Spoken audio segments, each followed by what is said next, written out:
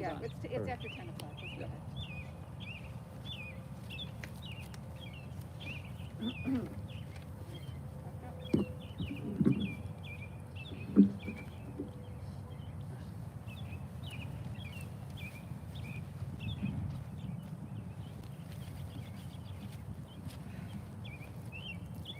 Ladies and gentlemen, we're going to begin the service for Norman Aaron Elster. I want to thank the family for being here. There's 44 people currently logged on, probably more than that. My name is Lloyd Mandel. This is my wife, Sherry. And we've handed out some programs for you.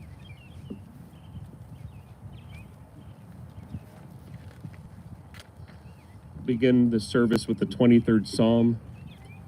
The Lord is my shepherd, I shall not want. He maketh me to lie down in green pastures. He leadeth me beside the still waters. He restoreth my soul. He guideth me in straight paths for his name's sake.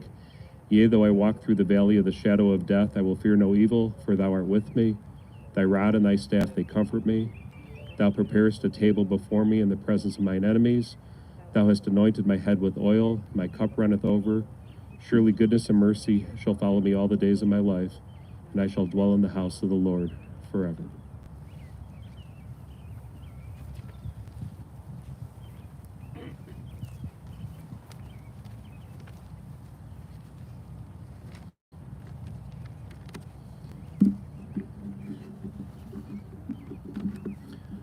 I'm Larry Elster, and we are here to honor my father, Norman Elster. On behalf of my family, I want to acknowledge our extended family and many friends who are joining us on the internet. Even though you cannot be here in person, we know that you are here with us in spirit, and we feel your presence. My dad was a husband for 70 years to my mother, Rita, who is watching this from her apartment in Lincolnwood, and hopefully she could hear us. And together they raised 4 boys, including my brothers Ken, Bob, may his soul rest in peace, and Mark. My dad was a friend to all who knew him. For most of his work life, he sold consumer electronics, and he was a great salesman. He established close personal relationships with all his customers, and they truly became his friends. He was networking before networking was a thing. My dad was a master kibitzer, not in a loud way, but he loved having one-on-one conversations where he could really get to know someone. Even during the past year when he was struggling with dementia, on my visits to him, he would introduce me to other memory care residents and staff, and almost always knew their names, their spouses' names, their kids' names, what line of work they were in, what they liked to eat for lunch, etc. I was just amazed. He was a loyal and caring friend and generous to all. And Norm was a family man. One of my favorite memories growing up were Saturday nights at our house in Albany Park. Since my mom and dad rarely went out for dinner when we were young, they would invite their close group of friends over to our house for a night of eating, playing poker, drinking, smoking cigars, smoking cigarettes. But the best part was that their friends would bring all their kids along, since no one wanted to pay for a babysitter. Those nights were so much fun, and my dad would smile and laugh all night long. He truly enjoyed surrounding himself with family and close friends. My dad retired in his 60s. Although he was not a man of many hobbies, he did enjoy working in his vegetable garden in the backyard at our house in Budlong Woods. And for a few years, he took up jogging as well. And in later years, he was elected to the condo boards in Wheeling and at their apartment in Florida. He truly enjoyed serving on the condo boards, especially the times hanging out in the condo office and kibitzing with the other board members. After he retired, Mom and Dad cherished spending the winters together at their place in Florida. And except for Mom's weekly mahjong game, They did everything together. Visiting friends, shopping, going to the movies, spending the day at Hollywood Beach, and hosting their kids and grandkids over winter and spring breaks. And they love to eat at their hidden gem restaurants. Chicken wings at Tark's, pizza at Anthony's, and breakfast at Moe's Deli in Aventura.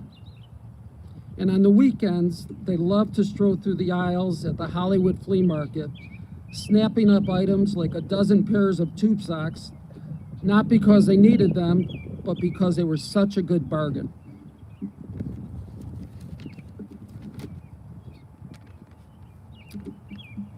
My dad was generous to a fault. He would always ask us if we needed anything because he wanted everyone to be okay, and he made sure of it. He was there in a flash whenever any of us needed help with a home improvement project. He literally could fix anything, and we all took advantage of that. So who was Norman Elster? He was Rita's loving and devoted husband. He was a son, brother, father, grandfather, great-grandfather, uncle, great-uncle, cousin, and a friend to all. But those are just labels. They do not completely define who he was. My dad was a sweet and gentle man and was adored by everyone. Whenever I met someone who knew him, they would always say something like, "Oh, you're Norm's son. I just want to tell you that your dad is one of the nicest people I know."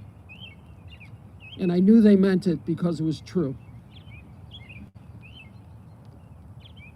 My dad liked to use the expression, "It's good enough," meaning he was content with what he had, no more, no less. And although you cannot sum up a life with a two-word expression, I know my dad left us feeling content that his life was good enough. But really, it was more than good enough because everyone loved him and everyone wanted to be his friend. He was a mensch in every sense of the word. So sleep in peace, Dad, and may you enjoy an eternity of sweet dreams. A few days before my dad passed, my mom sang him a song over the phone. Yesterday, she recorded the song and asked that we play it now.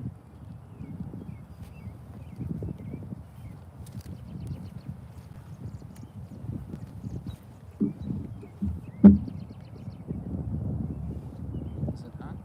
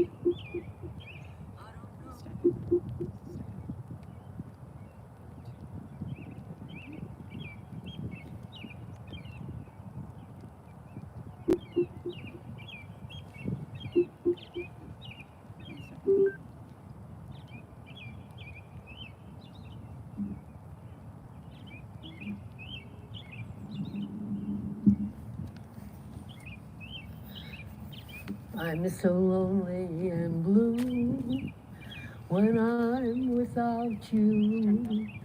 I don't know what to do, my dear, without you. The joy and fears that love endears could have no meaning if I didn't have you to keep me dreaming. At the close of each day, when I'm without you, and my heart kneels to pray, I pray about you. You take a star and lead it far away from heaven, and that star will be lost as I'm lost without you.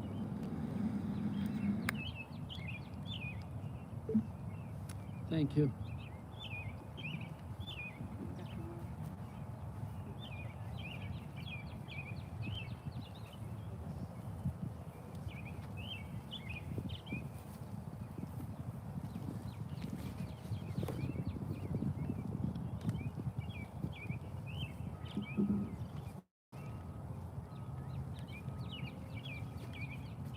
So Norman leaves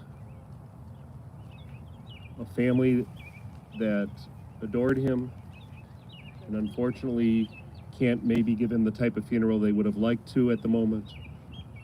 I used to work with a rabbi named Pavel Slavensky, and Pavel had survived the Holocaust by joining up with the Yugoslavian army, and he would tell people what a privilege it is to have any sort of a funeral, because he never had an opportunity to have a funeral for any of his family members. They were all taken, and he doesn't even know where they're located from the Holocaust. So it is a privilege, even if we're not exactly the way we want to be here. We're here, we're honoring your father. Pavel would tell people that the Bible gives 70, which is 70 years, or for lack of strength, or for strength, maybe 80 years.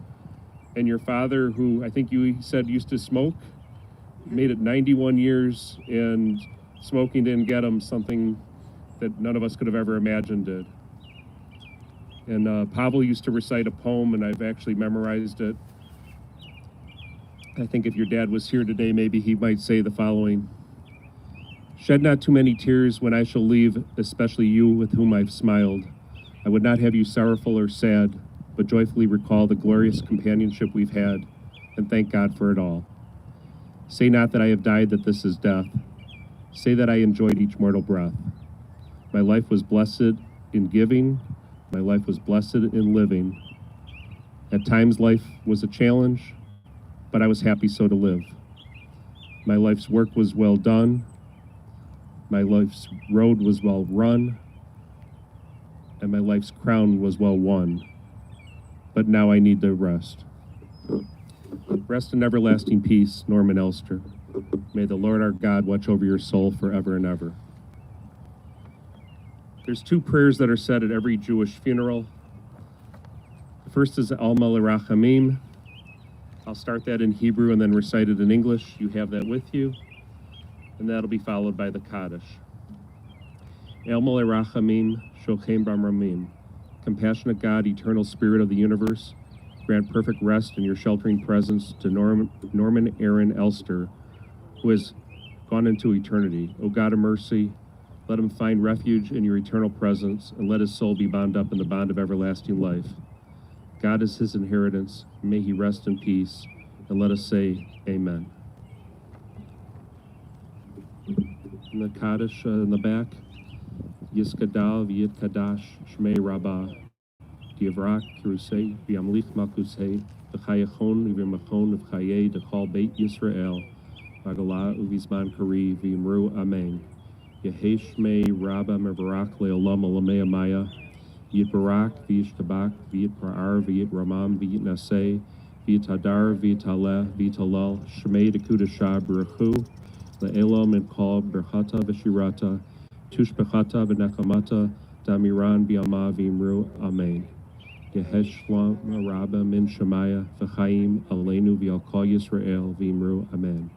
Oseh shalom b'romav hu yaseh shalom aleinu v'al kol Yisrael v'imru amen.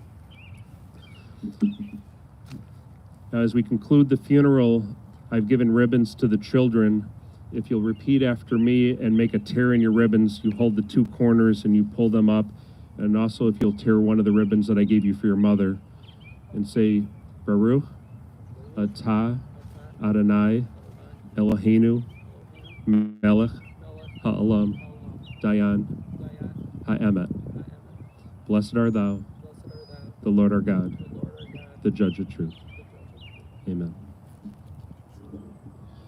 So at this time, the casket's going to be lowered.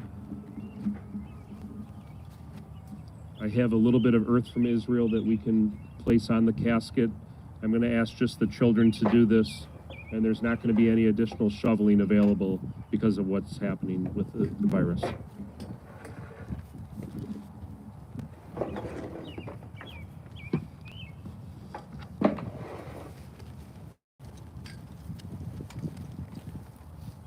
Thank you.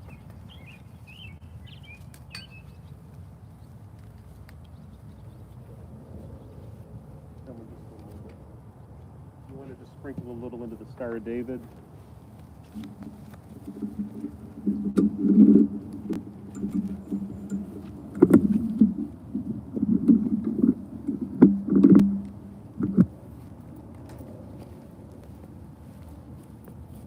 Everyone's done it?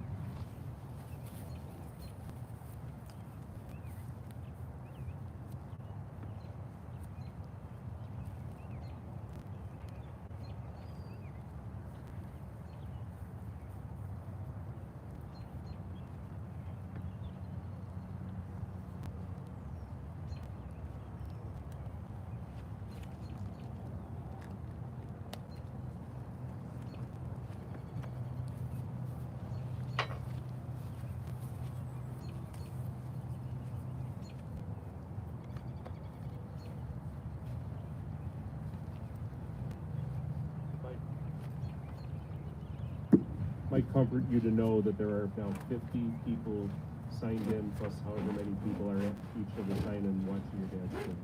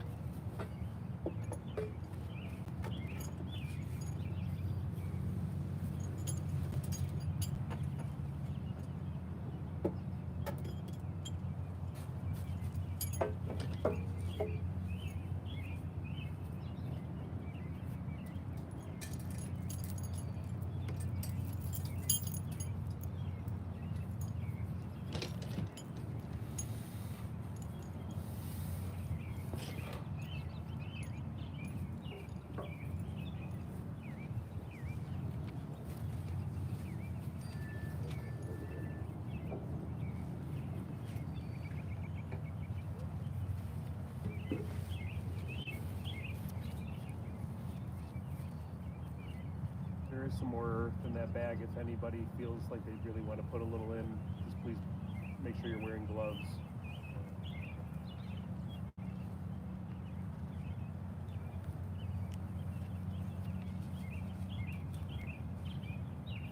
Just place it down, please, and move away.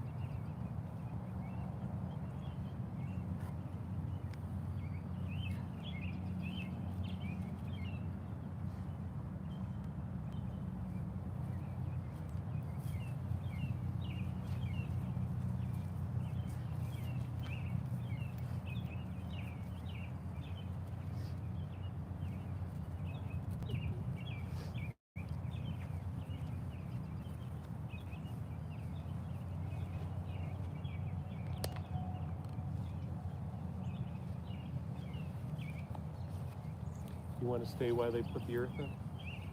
You want to stay while they put the earth in the grave? Sorry. Do you want to stay while they put the earth in the grave, or do you want to go back to your tent? Oh, stay. I'll stay for a little bit.